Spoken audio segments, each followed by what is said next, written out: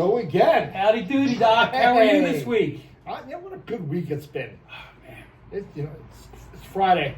Plus, I love the fall weather. It's getting cooler. You go sit out in the deck at night. Not a ton of mosquitoes. I love it. It's best time of the year, fall. And then Halloween's only a couple weeks away. Football. Oh, God, football. Right. Hey, and football, as you know, that we got bumped to 10 o'clock because of football tonight. That's okay. 10 o'clock sometimes is better for these kind of movies. Oh, yeah. Especially because what happens, right? Sometimes these movies, you want to get the kids to bed and you can sit back and watch it. Yeah, and you really can't enjoy a movie if the kids are still in. Yeah. Especially some of these movies we got going on. But, good evening, friends! Hey, welcome to Cemetery Cinema. We're your host. Hey, I'm the Mad Darbarian. He is. And that's... I'm Doc Dredd. And we are the gatekeepers of this movie showcase. We show you movies from the past, the present, the future, and beyond. We are the king of independent movies. No other horror host will have as many independent movies as we do here on Cemetery Cinema. I think we go out of our way to introduce you to movies that you will not have seen otherwise. No. I mean, and look at all the great people we've met along the way. Seriously, we've met a lot of talented artists. Yeah. We got Elizabeth Chamberlain. We got Bones from Bones Johnson, right? We have Jim Canatelli and that whole crew from Slaughter Beach. Joe DeMuro. Tales of Dracula. Yeah, I can't wait till we get That's going to be a fun one, yes. Yeah, and you're hosting that on your Swamp Theater show. No, we're hosting that here on Cemetery Cinema. On Cemetery Cinema? Oh, we're really? hosting Tales of Dracula. Wow. Which is an independent film. And the sequel, you can catch that on Swamp Theater. Swamp Theater. Okay, yes. Cool. He's got too many shows. He's crazy. I'm doing 6 different things. I know. He could slice up in a million different ways. But, so I haven't heard from the boss, right? But all I can tell you is that he's been buzzing around in the back by the crematorium, and all he's talking about is how we're not sweeping up back there. I'm sorry, if there's ashes of people out there, that's not our fault. Do you sweep the ashes up? No. No, I take the blower. blower. Yeah. Apparently he doesn't like the cloud that comes out. The whole secret is to make sure you wear that N95. Yeah. You don't wear that stupid You don't want COVID to breathe that mask. stuff in. No. You could be breathing in like one of your old neighbors. Yeah. Oh, there he is. Really? Huh. Well. What do you got about this one? What is? Now, so what the deets on this, right? Tonight's film we're about to present is called The Godsend. Let's see. The Godsend is 1980 British horror film directed by Gabrielle Beaumont, written by Olaf Pooley, starring Malcolm Stoddard, Sid Hademan, Angela Presence, and Patrick Barr. It follows a family who adopt an infant girl from a strange woman, only to find out when they raise her, their other children begin to die in a series of mysterious accidents. It's based on the 1976 novel The Godsend by Bernard Taylor. This is a dark one, ladies and gentlemen. Whoa. Now, the movie, right, from the boss, even though there's no blood or gore, is extremely disturbing and has some mentally scarring scenes that are way too much for kids to see. It's rated PG-13, but it is not kid-friendly. Nah. At all the movies that we have, this one, kids go to bed, don't let them watch it, all right? So, I don't know what we're in for here. It's really interesting to me because during the 80s, over in the UK, they had the ban on a lot of horror movies. Mm-hmm. They called them video nasties. And I'm surprised that something like this in 1980 was actually made there. Wow. Yeah. And I don't know. So this is going to be interesting. And I got to see what's going on with this. Well, grab the popcorn and let's watch a B-movie classic.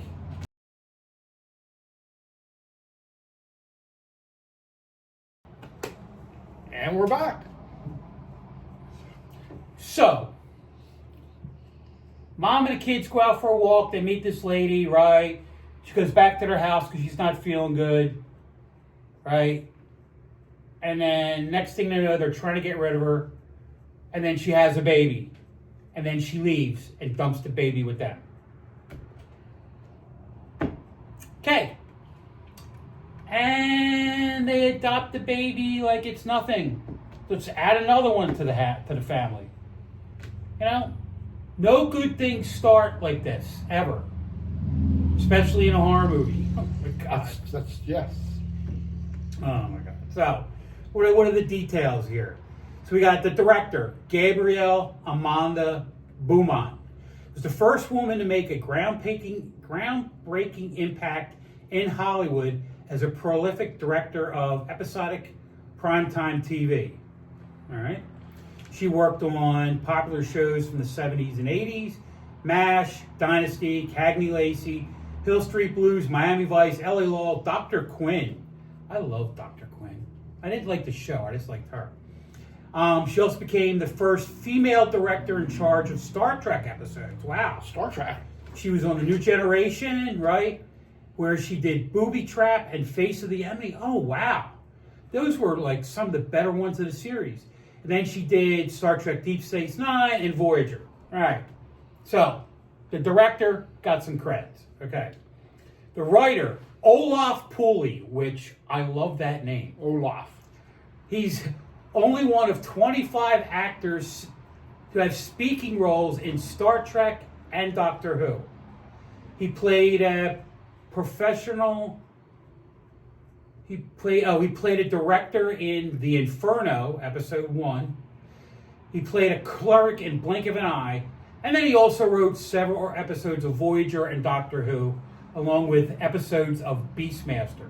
Do you remember the TV show Beastmaster? Oh, I remember it only lasted about a season. God, it was so bad. It's one of those movies, too. It's one of those TV shows that you watch just because you're like, what the heck is going on? You know, back in the 70s when those kind of shows were popular, the producers and stuff weren't afraid to take a step away from the normal. So you would end up with the Beastmaster or Logan's Run or Planet of the Apes. Now, Logan's Run, the TV series was good. Planet of the Apes, the TV series was good. Beastmaster, not so good. Remember Quark? Yes! Yeah, Quark. Which was one of my favorite shows. It only lasted about a season. Or Richard a season and a half. 13 episodes. Richard Benjamin. There you go. Remember? And then they had the two twins, right? Who were like, I forget what, but they're like the buxom twins. Then they had the one guy who was half man and half woman. So depending on which side of his face you're looking at, you know. All right, look it up. Yeah. It's on Tubi. All right. Then it also stars Malcolm Stoddard, who was born in England. Blah blah blah blah. He's actor director. He's known for The Campbells, Treasure Island, and The New Avengers, 1976. That was the movie that we actually talked about in another. The Avengers with Steed and Peel. Yeah. Right. Not Tony Stark. Yeah, we actually talked about that when I think Mr. Phibbs when we Yeah. did that movie. All right. Then Sid Fives. Sid Heyman, also starring Sid Heyman. Originally planned to become a journalist, but turned to acting through Lambda. No idea what that means, right?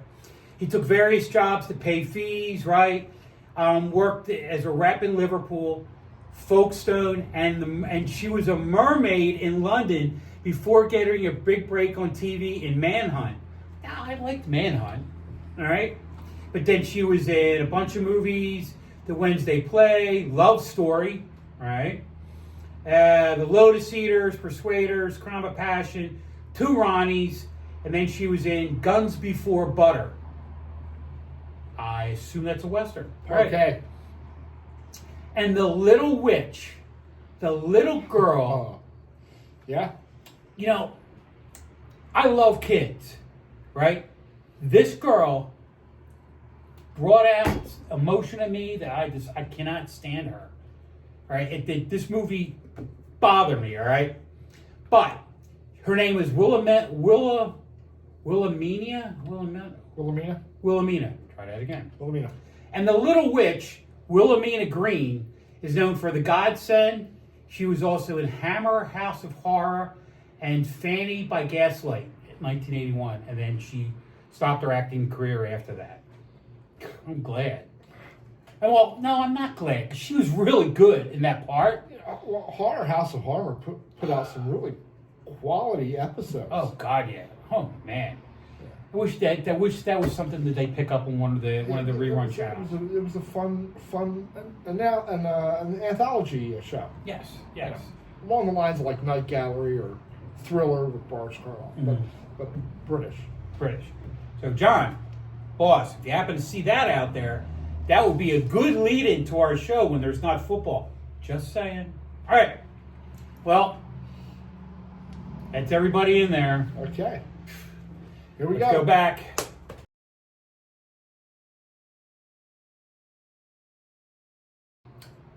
Okay. The kids already knocked off 2 of the other kids in the house. And I think the third one, we'll see when we get back to the movie. Oh, God. So, I got to change the subject. This movie bothers me. Okay. Do you know what today is? Friday. It's the official International Horror Host Day. All right?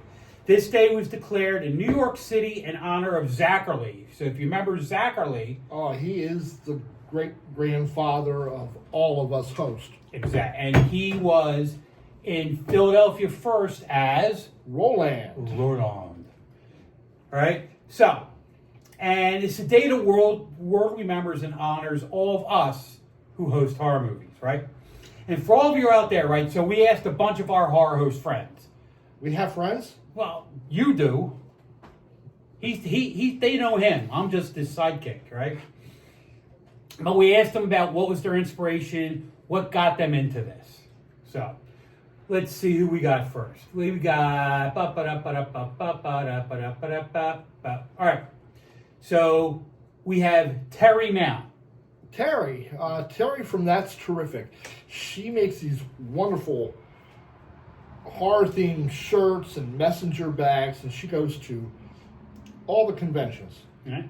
She said, my 2 favorite hosts since I lived in the Detroit area were Sir Graves Ghastly, Ron Swede, and Ron Swede the Ghoul. The Ghoul, yes. These 2 guys not only opened the door for me, expanding my horror host knowledge, but also served as a friend, date, companion many weekend nights. Later, when I got a copy of American Scary, it's a cornucopia of marvelous hosts. If you ever get a chance, American Scary is where they interviewed a lot of horror hosts, past and present, right? And it's great because you just learn so much about what in the backgrounds a lot of these guys. There's a lot of history behind hosts, and it's not hard to find books, documentaries on all of the hosts from across the country. There are so many of them. Yeah. Tommy, there's more of us than there are movies, I think, sometimes. And as we mentioned, Zachary. Yeah. Autographed. But he is the great-granddad to all of us. The horror host phenomenon started back with Vampira. Oh, yeah. In California. God. With the skinny waist. Yeah, she was like the grandmother of all of us. She was the first one. And then, not long after, Zachary was number 2. Mm-hmm. But as soon as the local studios found out that there was a hunger for these old Universal classics, every weatherman was suddenly enlisted that you will be the guy coming out of the coffin on Friday nights. Well, the guy in Pittsburgh, right? Wasn't he on the news? Chili Billy. Yeah. Yeah, he was on the news. Yeah. He was, it's... I think about that because I remember when they did the retrospective, I guess, last year, and they actually showed that KTVA, whatever it is out in Pittsburgh, right? Channel 11, I think it was. Channel 11. Yeah. They actually took some of his episodes, right, and they showed it, right, which is really cool. You know, I've never saw him. He was from Pittsburgh, right, and it was really cool. I enjoyed that. And each host has their own little flavor or gimmick. Mm-hmm. You know, some were vampires, some doctors, Ghouls, Vikings, yeah. and then there were the straight people. I mean, there was Bob Wilkes. Wilkins. He was just a guy in a suit in a rocking chair. Oh, that's what Lobo does too. And Mr. Lobo. Mr. Lobo, Wilkins was his inspiration. Mm-hmm. So Mr. Lobo is the guy in this suit now. Yeah. And Chilly Billy, he was pretty much either in a tuxedo, and he was just, telling you about the movie. Mm-hmm. So what else? Who else mentioned about their? So we got Alexis Himilak, right? Okay. You know who that is? Reading. Reading Dr. Dread. Alexis Himilak here. I grew up in Pittsburgh and watched Chiller Theater with Chilly Billy, Carlisle, every Saturday night. I was memorized and inspired to become a horror host, but didn't know how. Fast forward many years, and a few states later, I connected with my local public access TV station, learned how to shoot and edit my own shows. I created Beware Theater, and I continued the tradition of horror hosting in Fort Collins, Colorado. I created the character of Arachnia, the Spider People, along with my skeleton friend, Deadly, and host Beware Theater. Right, the old black and white horror movies from the Golden Age, bad acting, bad directing, cheesy special effects, and lame monsters. Can you catch Beware Theater on YouTube? Yes, you can. And we also host her on WON occasionally. Catch her show. It's a lot of fun. She's funny, man. She's really funny. All right. Then we have Rob Graves. Rob Graves. Most people would know him as Gruesome Graves, Mm-hmm. but Facebook wouldn't let him use the first name Rob. No, strike that. They wouldn't let him use the first name Gruesome. So, Gruesome Graves from the Horror Hotel. Huh. Well, Nope. is he the one that? Scratch that. The Haunted Hotel. Is he the guy dresses like an all black with the hat and the suit? Yes. Okay. Okay. He's all over Facebook. Gruesome Graves, no face, skeletal hands, emerges from a coffin, and he was just inducted just this year into the Horror Host Hall of Fame. Wow. That's our goal. That's big, man. We want that. That's when you've made it. You've made it. Yeah. You're somebody. So his inspiration came from two local horror hosts. The first was Ashmodeus, the vampire played by Jeff Gibson. His show was called Psycho Cinema. What a great name. After he came, the Shroud played by Don Paris on Nightmare Theater. I gave him my Aurora Monster models. Do you remember them? They were great. They were cool. And to use as props on his show, and got my first screen credit for it. Also watched the host called Clara Caca and Her Creepy Cauldron. That's how it's written, right? Out of South Bend, Indiana, when he was at the lake. Of course, my mentors who gave me my start were Penny Dreadful and Guru from Shilling Shockers. Penny Dreadful, she's pretty good. Yes. Yeah, I've seen her on Facebook a lot too. Yes. Right. Then, right, finally we got Rich Yarber. He grew up in Cleveland with the Ghoul. You know, anybody from Ohio knows the Ghoul. Oh, God. Or his predecessor, Goulardi.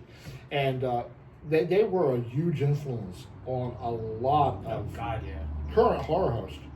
Yeah, well, he played it different. He wasn't like, he was just crazy. He was insane. Yeah. The Ghoul was just insane. Yeah, he didn't play a vampire. He just played like a ghoul, but like this crazy dude. This lab coat and a fright wig and glasses with one lens missing, and he was all over the place. He was spastic. He was just like, Yeah, I watch the Mummy and the Monkey, right? And they're out of Cleveland. They're on Friday nights after us, and on YouTube, right? And they are devotees of Goulardi, and it's just funny because they they actually have the rights to some of his bits. So every now and then on the show, right, when it's like an anniversary or something, right, they'll show some of Goulardi's stuff, which is really cool. I enjoy it. You know, but it's fun when you're watching guys that will reference back, like we do with Dr. Shock and all that, you know what I mean? Right. And it's cool when, you know, that we recognize that we wouldn't be here if it weren't for these people. Exactly. You know? So that was Rich Sharper from the Midnight Movie Crew. So you'll catch him on WON at midnight. At midnight. Yeah. Oh, yeah. Him and Shriv and Dennis and the Bearded Wolf and the Bearded Wolf. The Bearded Wolf. And yeah, they're. I know I missed somebody, but they're fun. They're fun to watch. They show some movies. Huh. Okay. Yeah, they do. So, do we talk about Dr. Shock at all? No, we're going to do that at the end. Okay. Because I'm going to have one. Cut that part out. The letter's going to be what were your inspirations. Okay. All right. Cool. So, well, we'll be back. We're back.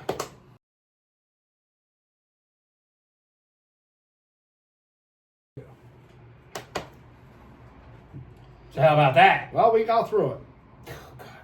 So this weird chick like makes a habit of finding families and doing it. Because how's the movie end? She's doing it again.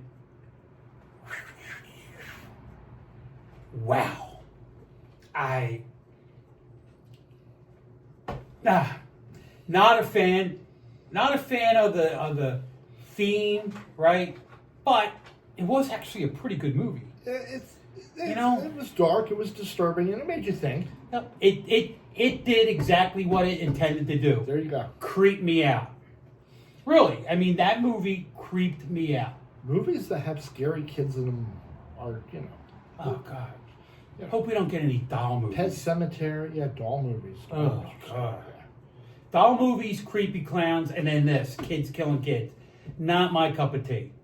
But hey, so what do you give it? How many tombstones you give it? Oh, well, the story alone, it was creepy. It was very creepy. I'm going with 4. I'm going with 4 tombstones. All right. Now, I'm going to bring it back a little. I'm going to go 3, right? Granted, the movie was pretty good. It was dark. It just bothered me. So now I got to go to bed tonight thinking about it. All the plundering and sacking of villages I've done in my life, this movie creeped me out. You've got mail. Oh, we got mail. Now, Let's see. It's from Emily Chrisman of Elverson, Pennsylvania. I know where Elverson is. Oh, where is Elverson? It's right by Morgantown, Oh, okay. Where's that? off of Route 23, Okay. Pennsylvania. Yeah. If I can't get there by my long ship, I have no idea where it's at. You're landlocked. Landlocked. Landlocked. Okay. All right. So what do we got? Who was your first and or favorite horror host? Ooh. You go first. Okay, well, I was lucky enough to have 2 horror hosts growing up. Mm-hmm. We had our local horror host, and then once a month we would visit my grandparents for a weekend, and I had a horror host in Pittsburgh. So my home horror host was Dr. Shock out of Philadelphia, Channel 17, the great entertainer Joseph Zawizlak. He started out really zany and crazy at night, had a nighttime show. It was 11 o'clock on Saturday nights. I was too young to have seen that, and I would have loved to. They canceled his show because it was too far out there. There were protests in Philadelphia to have it put back on, and they did put it back on, but they put it back on Saturday afternoons. They weren't allowed to be as crazy and zany, and they introduced a new character to the show, Dr. Shock's daughter. Bubbles. Doreen. So they brought it down to more of a kid-friendly show. Mm-hmm. And, But still, I mean, he did his magic. He did, he did characters like the wild man from Yeah, and then he Bongo or something. and then he did the Eyewitness. Oh, Action News. Yeah, he did action. He was He did, like a samurai character. With a sword. But then he did interviews too. He did interview, was it Peter Cushing? John Carradine. John Carradine. Oh, that's what I'm thinking of. That was a great interview. And he was always donating money to the Jerry Lewis telethon. Yeah. Oh yeah, he used to be on it when they had the Philadelphia version, even when it was on the ABC station. Yeah. He would be on it because he was a local celebrity. Right. Wow. All right. So, and you? And me, well, Dr. Shock. I love Dr. Shock. Dr. Shock. And I have a picture, right? I got an autograph of him when he came to a car dealership. And if you could see the picture, right? If you see my face, I'm just like, I was totally enthralled with him. Now, when Doc was talking about when he would be on Friday nights, or pardon me, Saturday nights at 11 o'clock, I'm a little older than Doc, and I remember being up watching it because my dad loved these horror movies, right? And yes, it was a little bit different. It was a little bit darker, right? But he was playing the character that he borrowed from Zachary, right? Who went from Philadelphia to New York, right? And then Zachary just took off, right? In Philly, Zachary was a character called Roland, right? And it was pretty much the same character that Dr. Shock did. Right. And Joe Zwiliak, Zwilak. Yes. He actually asked permission from Zachary if he could do it the way he did it. And he did. And it was great. Then, again, like Doc said, he was on Saturday afternoons. He would have two shows.